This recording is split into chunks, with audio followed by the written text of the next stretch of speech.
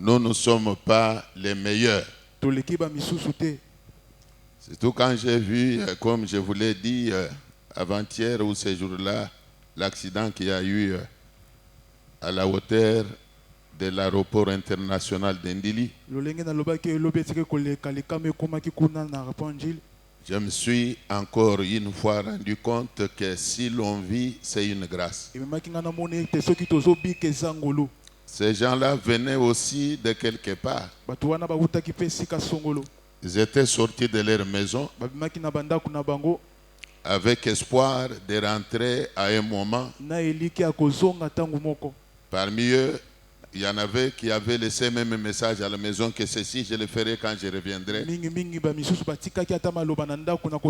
Mais sans savoir que comme ils sortaient là, c'était pour ne pas rentrer. Ce sont des choses qui arrivent. Même des gens qui arrivent à piquer la crise au milieu de la rue. Au milieu de la rue. Ils sortent de leur résidence en paix. Mais à mi-chemin, il leur arrive de piquer une crise même d'hypertension, une crise cardiaque qui finit par les conduire à la mort. Donc parfois je me dis, la vie sur la terre dépend de Dieu. C'est Dieu qui nous envoie sur la terre. C'est Dieu qui nous soutient pendant tout notre parcours sur la terre. Tout ce que nous sommes là est une grâce. Je dis bien tout ce que nous sommes est une grâce. Tu te retrouves aujourd'hui, c'est que tu es là. Ne te tape pas la poitrine, mais crois que c'est une grâce. Acclamons le Seigneur.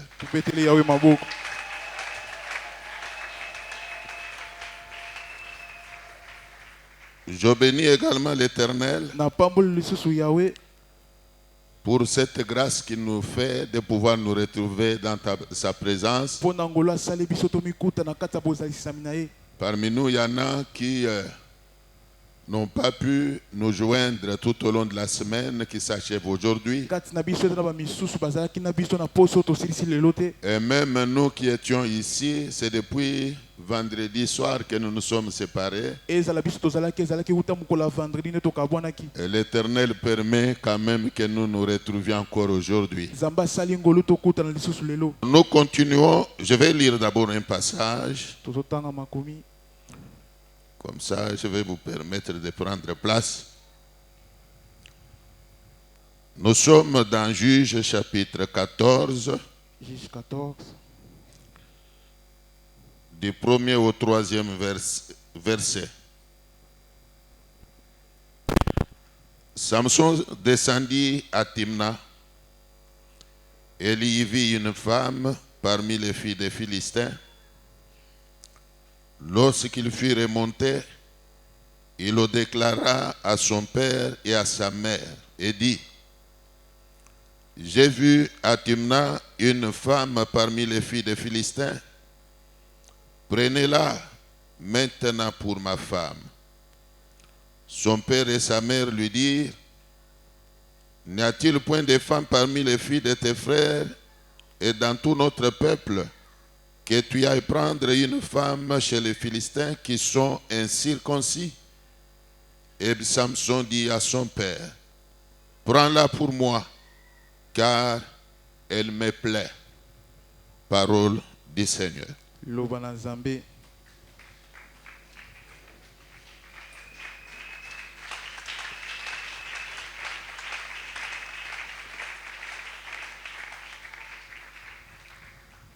Avant de passer à la prédication, je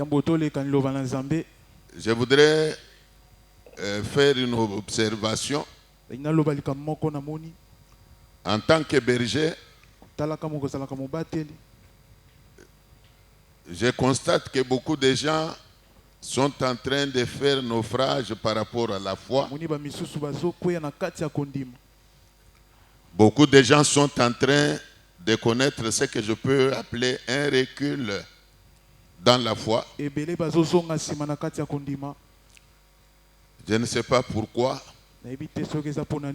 même par rapport à la prière, beaucoup de gens connaissent un recul. Des gens affichent l'attitude d'être fatigués dans la vie de prière. Alors je me dis, ça veut dire quoi?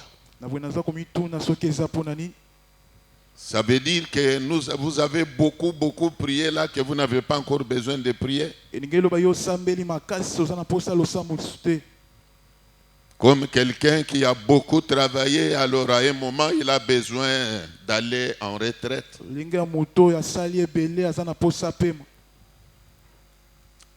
Alors que la prière, comme je l'ai toujours dit, elle n'est pas non plus une charge imposée à qui que ce soit. Crois-moi, la prière n'est pas une charge.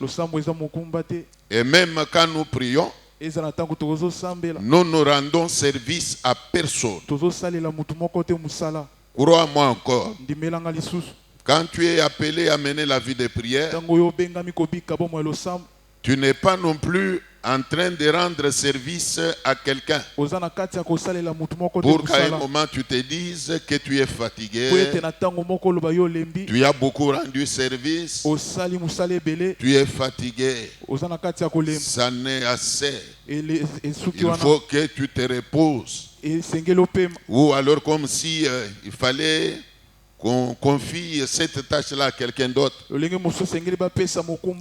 Bien-aimé, en priant, c'est pour notre bien que nous le faisons. La prière est une vie que tout chrétien doit mener. Je répète que la prière est une vie normale que tout chrétien doit mener. Jésus a dit que ma maison sera appelée la maison de quoi? Donc la prière n'est pas une charge nous imposée. Ce n'est pas non plus une charge nous imposée par le pasteur. Ce n'est pas non plus une charge nous imposée par l'église elle-même. Mais c'est une vie normale que nous devons mener à notre qualité de chrétien. La Bible dit, priez sans cesse. Priez sans cesse. Dis à ton voisin de prier sans cesse. Le même relâchement, c'est l'occasion de le dire aussi, et constaté dans le chef de ceux qui servent Dieu. Ceux qui sont appelés à servir Dieu, à quelque niveau que ce soit. Le constat encore que j'ai fait là-bas en tant que berger, c'est que des gens ont relâché. Les gens ont relâché. Ceux qui sont au service des protocoles ont relâché. Les intercesseurs ont relâché.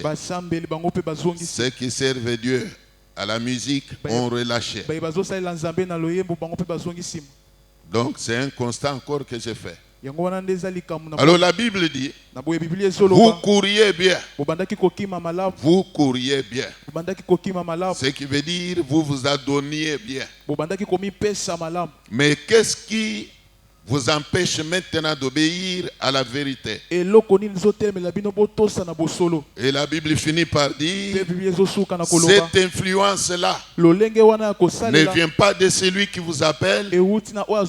Alors comprenez que cette influence-là qui vous conduit au relâchement ne vient pas de Dieu. Mais si la chose ne vient pas de Dieu, elle vient de qui? Elle vient de qui? Devez-vous obéir à Satan? Revenez au premier amour. Revenez au premier amour. Que chacun apprenne à être à son poste. Que chacun apprenne à demeurer, voulais-je dire, à son poste. Nous devons être chrétiens jusqu'à la mort. Nous devons apprendre à être fidèles jusqu'à la mort. Autrement dit, nous devons rester fidèles jusqu'à l'avènement du Christ. Servons Christ le Seigneur. Que Dieu vous bénisse. J'en reviens maintenant au texte que nous avons lu. Bien-aimés, j'ai besoin de votre attention. Nous sommes dans un service dont le thème c'est la délivrance des œuvres ténébreuses de la troisième famille. Autrement dit, la délivrance des combats de la troisième famille. Nous avons déjà expliqué ce que c'est que la troisième famille. Nous avons eu à parler de beaucoup de choses, mais sur lesquelles nous ne pouvons pas revenir aujourd'hui à cause du temps qui nous est imparti. Écoutez, aujourd'hui, je voudrais parler d'une chose. Je voudrais parler de l'homme ou de la femme envoyé du diable. Je voudrais parler de l'homme ou de la femme envoyé de la troisième famille. L'homme ou la femme diabolique. Écoutez, quand quelqu'un vient au monde, il vient par le canal d'un père et d'une mère. Le père qui l'a engendré a une famille. La mère également qui l'a engendré a une famille. Alors j'avais expliqué que si nous parlons des combats de la troisième famille, cela ne veut pas dire que la première famille n'a pas des ennemis. Ça ne veut pas dire que tu ne peux pas non plus être combattu par la famille de ta mère. Il peut toujours arriver que tu sois combattu par la famille de ton père et même par la famille de ta mère. Alors en venant au monde, les combats venant de la première famille et ceux qui viennent de la deuxième famille peuvent toujours faire l'objet des cabales. On peut piéger quelqu'un.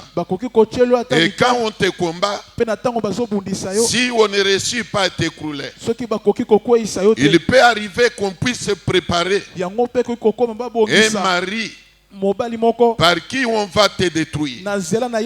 Il peut arriver qu'on puisse se préparer pour toi une femme qui servira de canal par lequel le diable peut mettre la main sur toi. Alors l'homme l'a préparé dans le monde des ténèbres. La femme l'a préparé dans le monde des ténèbres. Quand il vient ou quand elle vient, il n'aura pas une marque sur son front. Tu ne peux pas non plus par toi-même comprendre que l'homme qui est devant moi, la femme qui apparaît devant moi, est envoyée du diable. Tu ne peux pas non plus le savoir. Y a-t-il des gens qui me suivent? Rappelez-vous, j'avais évoqué le cas d'une sœur ici qui était déjà liée, connecté au monde des ténèbres. La sœur là me déclarait ceci. Elle avait déjà signé un pacte avec Satan. Selon le pacte là qu'elle avait signé avec Satan, le mari qui viendra l'épouser est condamné à mourir. Le deuxième qui viendra mourra également. Le troisième mourra. Le quatrième mourra. Le cinquième mourra également.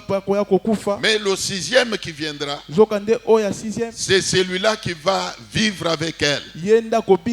Donc c'était un pacte déjà signé. Mais sur le front de cette sœur, il n'y avait aucun signe qui pouvait révéler que cette femme est ténébreuse. C'est une femme qui ne mérite même pas le mariage. Non seulement il y a de telles femmes dans le monde, il y a également des hommes pareils dans le monde. Je répète qu'il y a également des hommes pareils dans le monde. Envoyés du diable, préparés par le monde des ténèbres.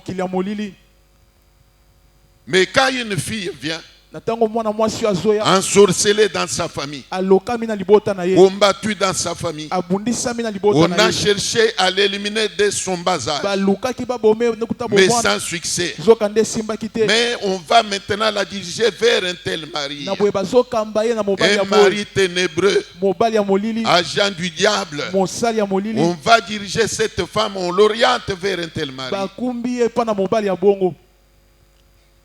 Je voudrais vous amener à comprendre que une femme ou un homme envoyé du diable ne manque pas de mission. Il ne peut pas, il ne peut pas manquer de mission.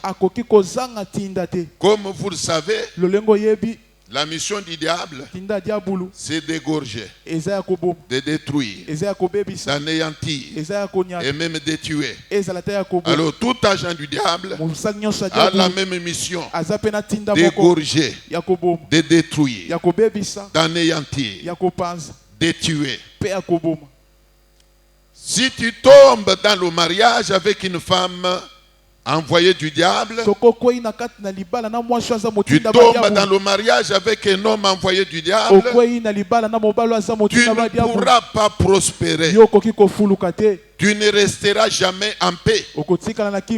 Tu connaîtras toujours des difficultés jusqu'à être tué, jusqu'à mourir. Puisqu'un envoyé du diable n'est là que pour servir son maître. Une envoyée du diable, un envoyé du diable n'est là que pour servir son maître. Et son maître, c'est Satan.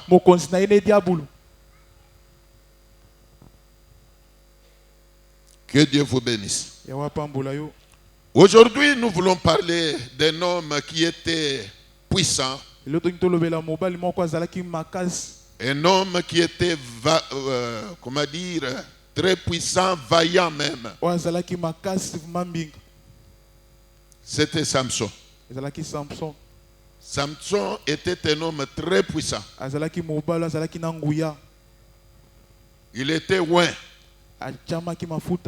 L'Esprit de Dieu l'utilisait puissamment. Imaginez quelqu'un qui tuait avec les mains les lions. Il n'était pas n'importe qui. Mais quelle était la fin de cet homme? Quelle était la fin de cet homme? Ce vaillant homme, un homme puissant. Quelle était sa fin? Et pourquoi même cette fin-là honteuse? Pourquoi cette fin-là honteuse? À cause de la grosse erreur qu'il avait commise d'épouser dans une famille interdite. Une famille interdite. Est-ce que Samson pouvait épouser chez les Philistins? Alors quand il est tombé amoureux de Delilah, il est venu en parler à ses parents. Et même ses parents étaient scandalisés d'apprendre que leur fils était tombé amoureux d'une Philistine. Alors ils vont l'interpeller. Ils lui disent, n'y a-t-il pas de femmes parmi les filles de notre peuple? N'y a-t-il pas de femmes de notre contrée ici, que tu ailles tomber amoureux d'une Philistine. Voilà la réaction des parents responsables. Nous avions dit que des parents sages doivent chercher à veiller sur le mariage de leurs fils et de leurs filles. Ils ne peuvent pas non plus permettre à leurs enfants d'entrer dans n'importe quelle troisième famille. Ils ne peuvent pas facilement laisser leurs enfants entrer facilement dans n'importe quelle famille. Quand ton enfant t'amène la proposition d'une fille ou d'un garçon à épouser, nous avions dit qu'il faut chercher d'abord à connaître, identifier la famille de la fille ou du garçon que ton enfant veut entrer là. C'est quelle famille? Quelle est la vie qui se vit là-bas? Quelle est la vie qui se vit là-bas? Les parents de cet enfant-là, les parents de la fille qui veut devenir ta belle-fille, la famille du garçon qui vient devenir ton beau-fils là, vie quelle vie? Cette famille mène quelle vie? Ça vaut la peine que tu t'intéresses un peu à la famille qui veut devenir la troisième famille de ton enfant. C'est quelle famille là? Mais de nos jours, c'est devenu moins important. Vous trouvez les parents s'intéresser rien qu'au matériel. Quand sa fille lui apporte la nouvelle selon laquelle elle a trouvé quelqu'un qu'elle aime, la question que la maman peut poser à l'enfant, c'est seulement la question de savoir où il travaille. Il travaille où? Qu'est-ce qu'il est? Il est député? Il est sénateur? Ou bien PDG? Il a un véhicule? Il habite où? Qu'est-ce qu'il fait dans la vie? Et quand on lui dit seulement que le monsieur a une bonne vie, le monsieur a beaucoup d'argent, c'est un homme d'affaires. D'ailleurs, il est revenu de la Chine il y a une semaine. Il va, devient. La semaine passée, le mois passé, il était à Dubaï.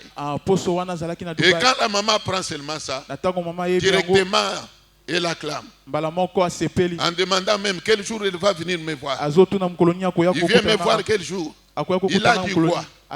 Et c'est chaque soir, avant d'aller au lit, que la maman elle-même demande la nouvelle du garçon.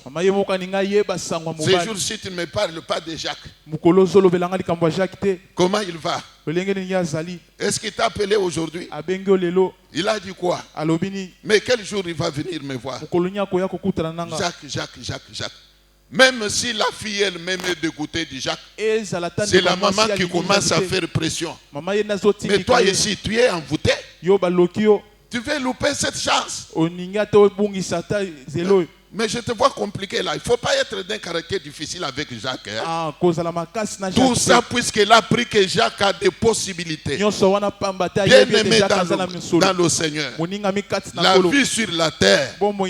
La vie sur la terre se mène autrement.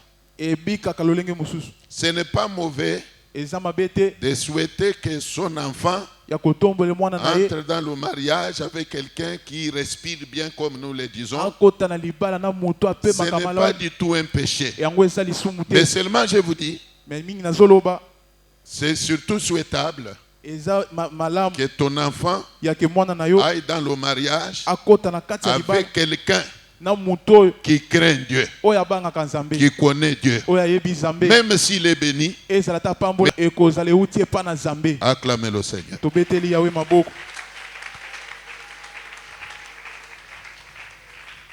Les parents de Samson se sont exclamés quand ils ont appris que leur fils était tombé amoureuse d'une Philistine. Alors c'est ainsi que la Bible dit que son père et sa mère lui disent: n'y a-t-il point de femmes parmi les filles de tes frères et dans tout notre peuple que tu ailles prendre une femme chez les Philistins, lesquels Philistins sont incirconcis? N'y a-t-il pas de femmes parmi les filles de tes frères et dans tout notre peuple que tu ailles prendre une femme chez les Philistins qui sont incirconcis? Les Philistins étaient incirconcis.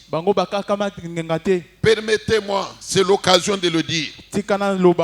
Il est vrai que nous ne sommes pas en train de parler du mariage, mais on ne peut pas parler de la troisième famille sans parler du mariage. Car c'est le mariage qui conduit à la troisième famille. La Bible est claire. La Bible dit: qu'y a-t-il de commun entre la lumière et les ténèbres? Qu'y a-t-il de commun? Qu'y a-t-il de commun entre la lumière et les ténèbres? Vous me suivez? Or, il est dit, les deux deviendront comment? Une seule chair. Mais d'un côté, la Bible demande: qu'y a-t-il de commun entre la lumière et les ténèbres? Alors je vais vous demander, est-ce que la lumière et les ténèbres peuvent cohabiter? La lumière et les ténèbres peuvent devenir une seule chair? Et si vous voulez que je sois plus clair, un païen avec un chrétien, un païen avec une chrétienne, une païenne avec un chrétien, peut-il devenir une seule chair? Répondez-moi alors. Celui qui a le Saint-Esprit avec celui qui ne l'a pas, car celui qui n'a pas le Saint-Esprit est un homme animal. Il est un homme animal. Peut-il y avoir la communion entre le Saint-Esprit, un spirituel avec un charnel? Non. Voilà qui explique pourquoi même à la femme samaritaine, Jésus pouvait facilement dire que toi là, tu as connu 5 maris. Tous les 5 là n'étaient pas tes maris. Même celui que tu as à la maison là, je ne le connais pas. Dieu ne le connaît pas. Il n'est pas ton mari. Bien aimé dans le Seigneur, il y a des gens qui se considèrent mariés, mais ils sont mariés selon les hommes. Ils sont mariés selon les hommes et non selon Dieu. Tu te retrouves avec une femme à la maison, mais que Dieu ignore. Tu te retrouves avec un homme à la maison, mais que Dieu ne connaît pas. Un mariage connu des hommes, mais pas de Dieu. Pas de Dieu. Aujourd'hui, beaucoup de gens pensent que quand le mariage est enregistré sur le registre de l'état civil, il est légal. Oui, le mariage est légal. Quand on dit de quelque chose que c'est légal, c'est par rapport à la loi qui régit le pays et non par rapport à la loi de Dieu. Ton mariage peut être légal par rapport à la loi de l'État, mais pas légal par rapport à la parole de Dieu. Bien-aimé dans le Seigneur, permettez-moi de vous dire que même si la dot est versée, c'est aussi biblique. La dot est biblique. Mais tout mariage pour lequel une dot avait été versée n'est pas nécessairement reconnu par Dieu.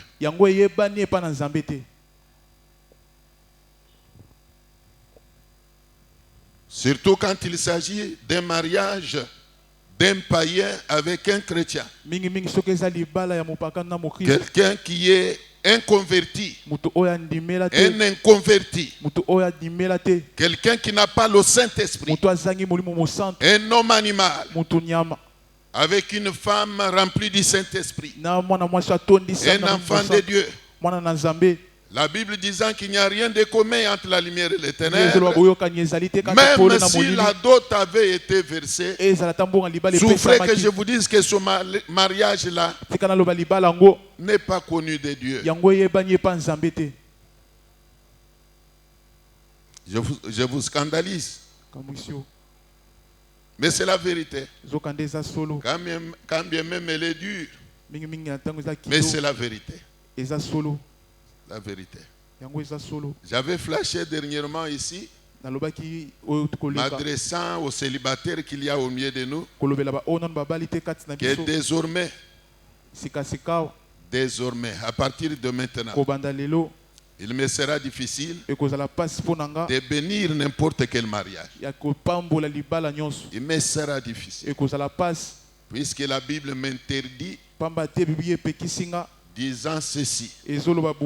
Je cite, ne prenez pas part aux œuvres infructueuses des ténèbres. Ne prenez pas part aux œuvres infructueuses des ténèbres, mais plutôt condamnez-les. Condamnez-les. Alors il ne faut pas m'amener à prendre part aux choses qui ne cadrent pas avec les Saintes Écritures. Ceux qui ont déjà eu la chance d'être bénis par ma main ont eu cette chance-là. Mais désormais, je dois protéger ma foi. Tu m'amènes une soeur pour mariage, tu m'amènes quelqu'un, un homme pour le mariage. C'est mon droit que je vérifie la véracité de sa chrétienté. Est-il converti réellement au Seigneur pour que je puisse bénir son mariage? Ah oui, c'est de cette façon-là qu'on va désormais marcher.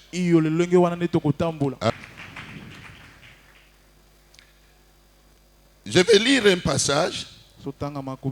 Je vais commenter un peu là. Mais on va continuer au cours de la semaine. Un envoyé du diable, un homme ténébreux,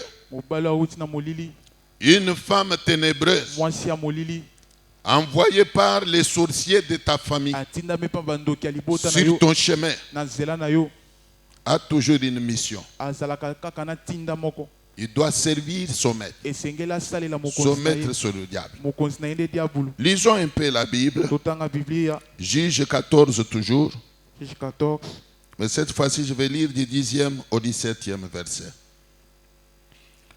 Le père de Samson descendit chez la femme. Et là, Samson fit un festin, car c'était la coutume des jeunes gens. Dès qu'on le vit, on invita 30 compagnons qui s'étaient avec lui. Samson leur dit, je vais vous proposer une énigme. Si vous me l'expliquez pendant les 7 jours du festin, et si vous la découvrez, je vous donnerai 30 chemises et 30 vêtements de rechange. Mais si vous ne pouvez pas me l'expliquer, ce sera vous qui me donnerez 30 chemises et 30 vêtements de rechange. Il lui dit, propose ton énigme et nous l'écouterons. Et il leur dit, de celui qui mange est sorti ce qui se mange, et du fort est sorti le doux. Pendant 3 jours, il ne put expliquer l'énigme.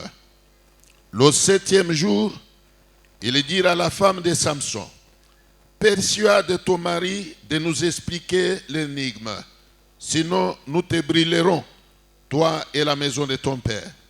C'est pour nous dépouiller que vous nous avez invités, n'est-ce pas? La femme de Samson pleurait auprès de lui et disait, tu n'as pour moi que de la haine et tu ne m'aimes pas. Tu as proposé une énigme aux enfants de mon peuple et tu ne me l'as point expliqué. Et il lui répondait, je ne l'expliquais ni à mon père ni à ma mère, et c'est à toi que je l'expliquerai. Elle pleura auprès de lui pendant les 7 jours que dura leur festin. Et le 7e jour, il lui expliqua, car elle les tourmentait. Elle donna l'explication de l'énigme aux enfants de son peuple. Je voudrais que vous me suiviez encore attentivement. Je dis que je vais tenter de développer ou d'expliquer le rôle ou la mission d'un envoyé ou d'une envoyée du diable dans le monde même, et même dans le mariage. Si tu entres dans le mariage avec un envoyé ou une envoyée du diable, tu vas souffrir, tu vas peiner, tu seras détruit et tu vas mourir. Même la jeune fille qui se repentait dont j'ai parlé ici, elle avait déjà signé un contrat avec Satan. Elle devait commencer à livrer les maris. Mais il y a des hommes comme il y a des femmes qui ont déjà donné l'accord de commencer à sacrifier même leurs enfants. Rappelez-vous, une fois, je vous ai donné l'exemple d'une sœur, une jeune maman qui était grosse jusqu'au 7e mois. Mais la grossesse avait disparu comme ça. Miraculeusement, la grossesse avait disparu. Alors qu'elle suivait bien la consultation prénatale. Elle allait à l'hôpital. Elle avait un médecin, gynécologue, qui suivait l'évolution de sa grossesse jusqu'au 7e mois. Mais miraculeusement, au 7e mois, la grossesse était partie. Combien sont des gens dans le monde qui au départ de leur vie étaient quand même heureux, ils étaient prospères, tout allait mieux, mais depuis qu'il est entré dans le mariage avec X ou Y, tout a basculé. Tout a basculé.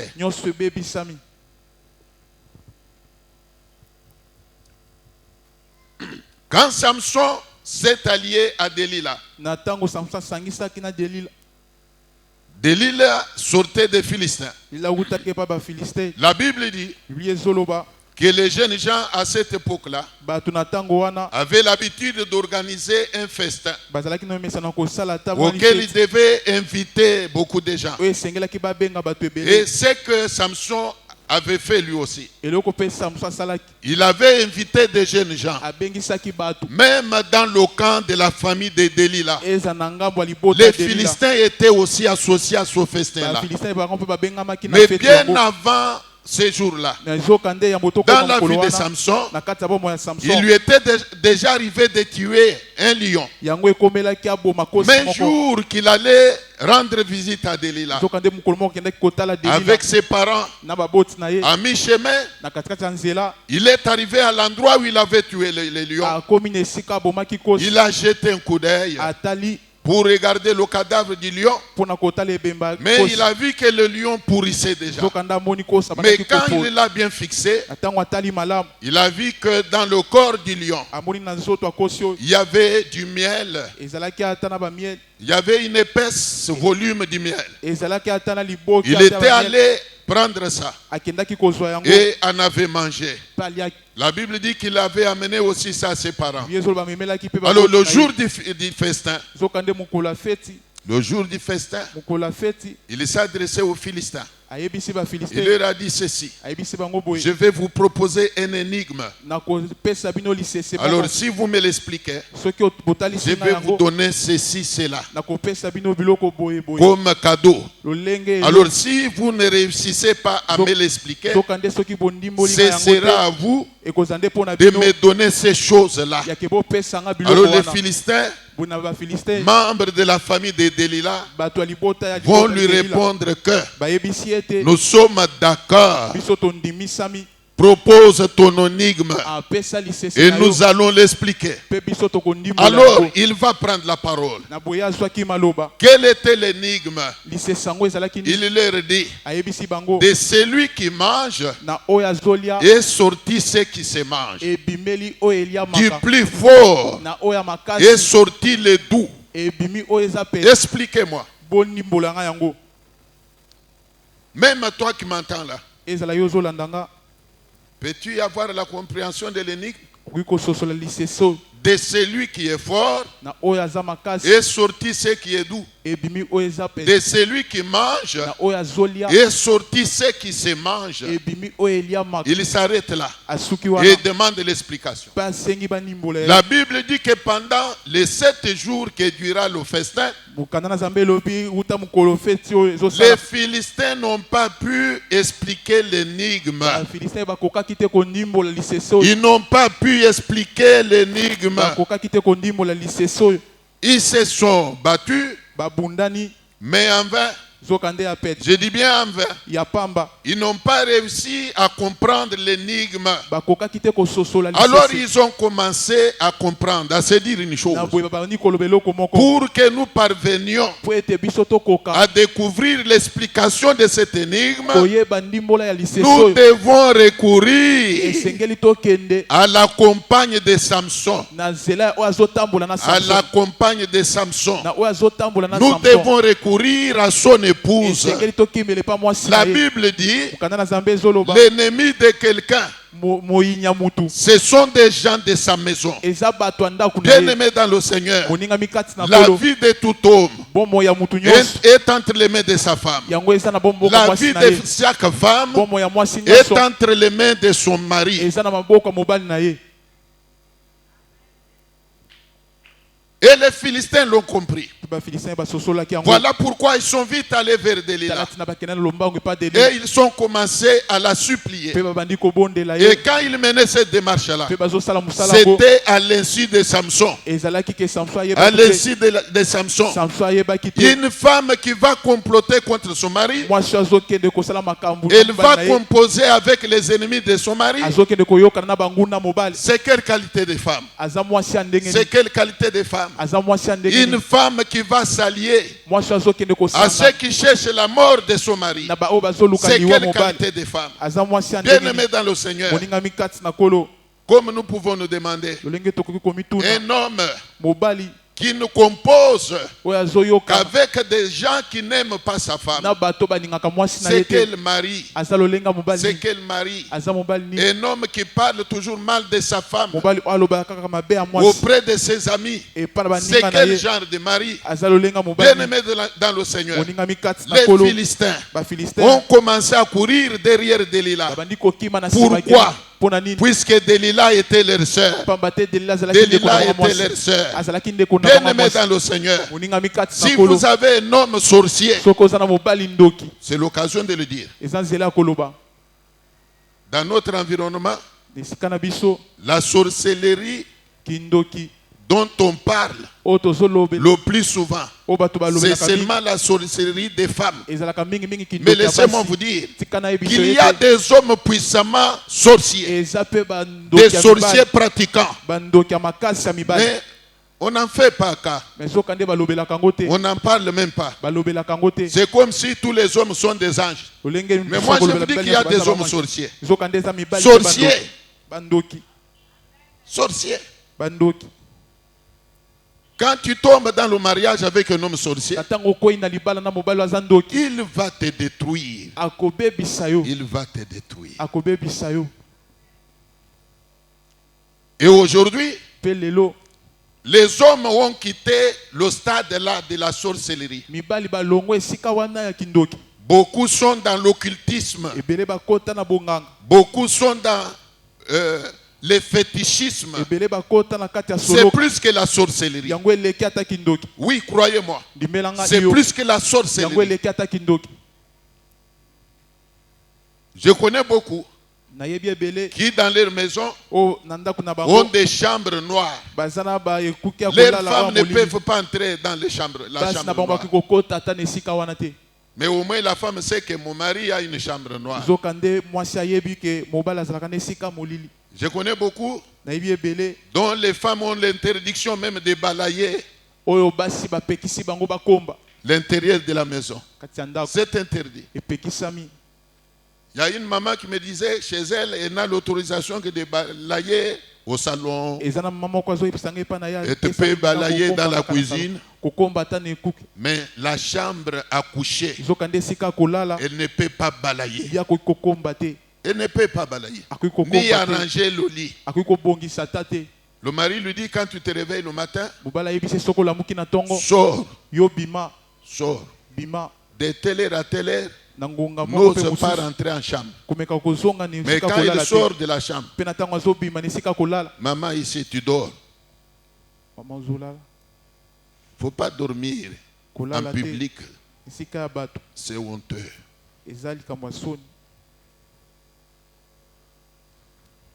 Et cette maman respectait cela. Je crois vous l'avoir déjà dit une fois.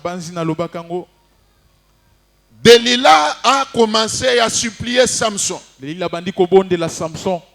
était là, obligée de servir son peuple. Je dis bien obligée de servir son peuple. Un ténébreux est obligé de servir son maître. Tu as un mari ténébreux, envoyé du diable. Il est obligé de servir son maître. Delilah était obligée de servir son peuple. C'est ainsi qu'elle suppliait toujours Samson, jusqu'à lui dire que toi là-bas, tu me manques et tu m'aimes. Tu ne m'aimes pas. Si tu m'aimais, tu m'aurais expliqué ton énigme là. Et tellement qu'elle insistait, tellement qu'elle avait insisté, Samson avait fini par lâcher. Il a révélé l'énigme à la femme. Et la femme à son tour est allée ramener l'explication de l'énigme aux gens de son peuple. À l'insu de Samson, elle était connectée aux Philistins. Samson ne le savait pas. Bien-aimé dans le Seigneur, un sorcier demeurera toujours attaché au sorcier. Un magicien, un homme lié à la coutume. Malgré tout ce que vous pouvez lui dire là, il demeurera attaché toujours à sa coutume. C'est ainsi que vous l'entendrez toujours dire chez nous. Ça ne se fait pas comme ça. Chez nous, dans ma tribu. D'ailleurs, comme tu as fait là, sache que chez nous, dans ma tribu, il est attaché à la coutume de son peuple. Alors que nous qui sommes attachés à la parole de Dieu, nous nous référerons toujours aux Saintes Écritures.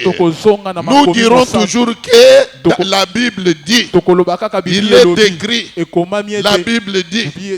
Alors qu'un homme inconverti, une femme inconvertie, se référera toujours au monde des ténèbres. Voilà que Samson va perdre la bataille. Il va perdre la bataille.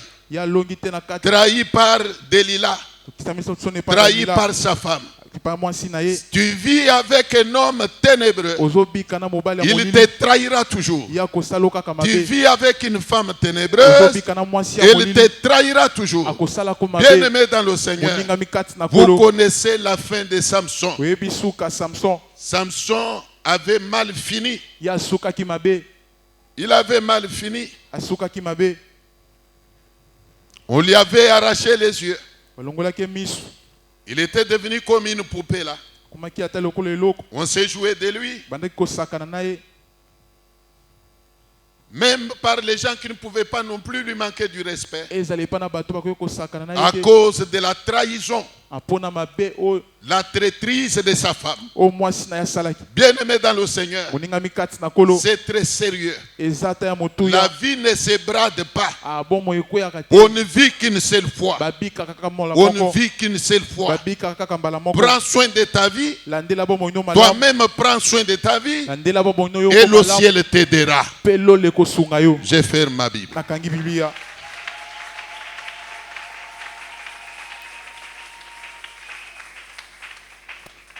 Veuillez vous tenir debout.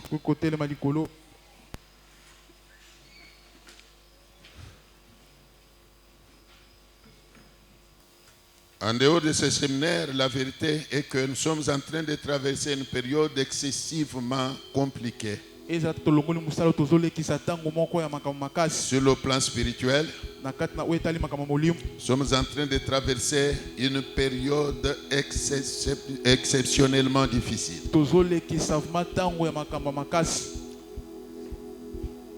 Quand toi tu cherches le bonheur par la prière, il y a beaucoup de gens qui le cherchent en courant derrière le diable. Vous savez que même notre pays est en train de traverser une période compliquée.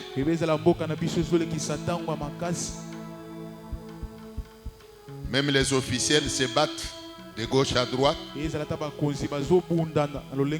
en a qui se battent au niveau même du Parlement pour se maintenir au pouvoir. Mais chacun recourt à sa divinité. C'est une période qui nécessite que nous qui prions, nous soyons éveillés. Rappelez-vous, je vous ai toujours dit qu'actuellement la mort est dans la rue. La mort est dans la rue. Tout n'est pas à dire au micro. Mais sachez seulement que la mort est dans la rue. Évitez la distraction. Alors, on va faire une prière en deux temps. Le premier sujet, chacun va élever sa voix pour bannir tous les plans du monde des ténèbres d'une manière générale.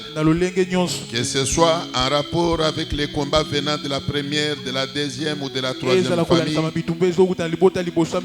Que ce soit également en rapport avec les combats venant du quartier où tu habites là. Élève ta voix, anéantis tous les plans du diable. Banile.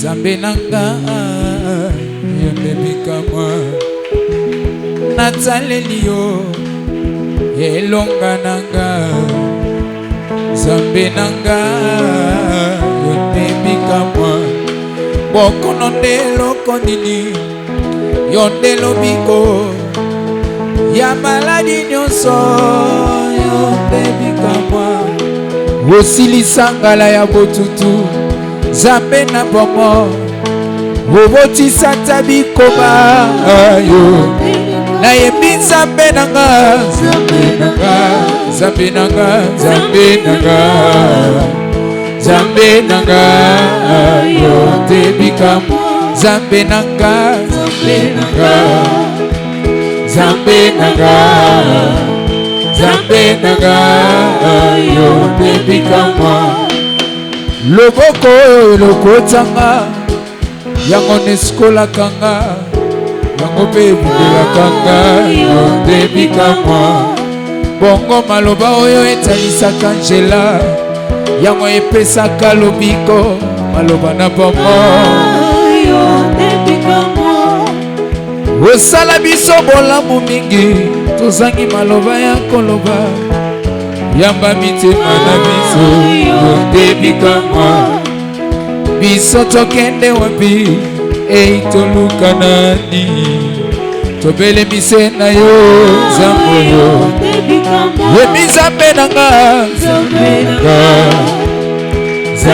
nanga Nzambe nanga yo tebikanga yo Nzambe nanga Nzambe nanga Nzambe nanga Nzambe nanga yo tebikanga mwaba.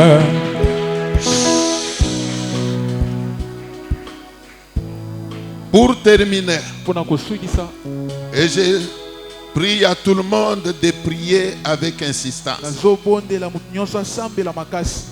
Bien-aimés, nous sommes en train de traverser, comme je venais de le dire, une période excessivement difficile. Les démons sont dans la rue. L'esprit de sacrifice circule. Dans une telle période, devant une telle réalité, nous qui appartenons à Dieu, nous ne devons que nous confier entre les mains de l'Éternel. La Bible dit, si Dieu est pour nous, qui sera contre nous? Tu vas élever ta voix. Tu vas te recommander toi-même entre les mains de Dieu. Tu vas recommander tes enfants entre les mains de Dieu. Ton travail entre les mains de Dieu. Tes frères et sœurs entre les mains de Dieu. Demandant à l'Éternel de ne pas vous lâcher. Que l'Éternel ne vous lâche pas. Que ce soit la nuit, que ce soit les jours, que la main puissante de l'Éternel vous soutienne en tout lieu. En toutes circonstances, prions le Seigneur.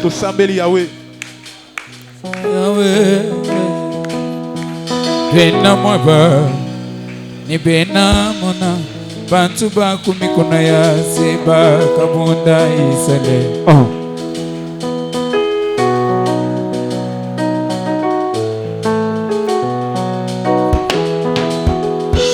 Bena mwaba ni bena mona bantu bako mikona ya simba kabunda isalela yosafata ni bena isalela bakavoyeka kumakasa kwebabwa kukeba pala we kubanda muna wakateka confusion kanka balushiba obukushebe yangana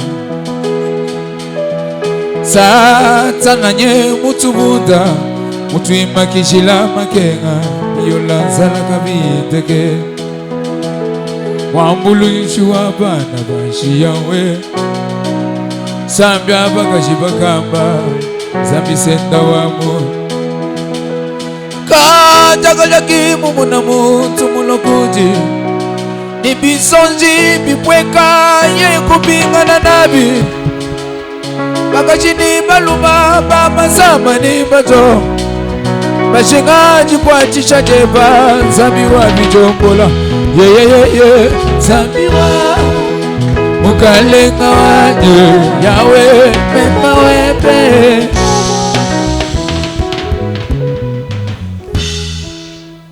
Garde silence. Éternel notre Dieu,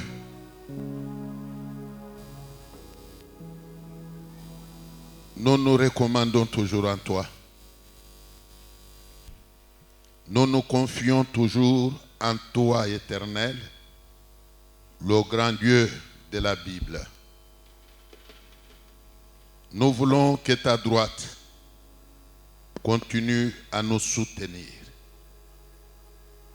Nous voulons que ta main puissante, cette main qui avait soutenu Shadrach et ses frères dans la fournaise ardente, empêchant ici au feu de les dévorer. Cette main qui avait soutenu Daniel au milieu des lions, empêchant ici aux lions de les dévorer, puisqu'elle n'a pas changé. Nous voulons qu'elle continue à nous soutenir, nous aussi, sur cette terre où il y a des satanistes. Oui, que ta droite nous soutienne sur cette terre où nous avons des ennemis qui nous entourent en tout lieu et même au niveau de nos familles respectives. Que ta droite nous soutienne. Oui, Seigneur, que ta droite nous protège contre vent et marée au nom puissant de Jésus-Christ. Nous ne t'avons que toi, Éternel, pour bouclier. Nous ne t'avons que toi, le grand Dieu, pour forteresse. Ma prière est que tu soutiennes chaque membre de cette église, homme ou femme, jeune ou vieux, que tu protèges tout un chacun qui est déjà devenu membre de cette église, en tout lieu et en toutes circonstances. Demeure le bouclier de tout un chacun, Seigneur. Ordonne que tes anges se mettent à camper tout autour de tout un chacun, où qu'ils puissent se retrouver, à bord du bateau comme à bord de l'avion, à bord du véhicule comme à pied, dans sa maison comme en dehors de sa maison. Que tes anges les soutiennent, que tes anges les protègent, pour la gloire de ton nom. Éloigne-nous des pièges du diable. Éloigne-nous des pièges de ceux qui ne nous aiment pas. Demeure notre bouclier permanent. Le tout pour la gloire de ton nom, au nom de Jésus-Christ. Amen.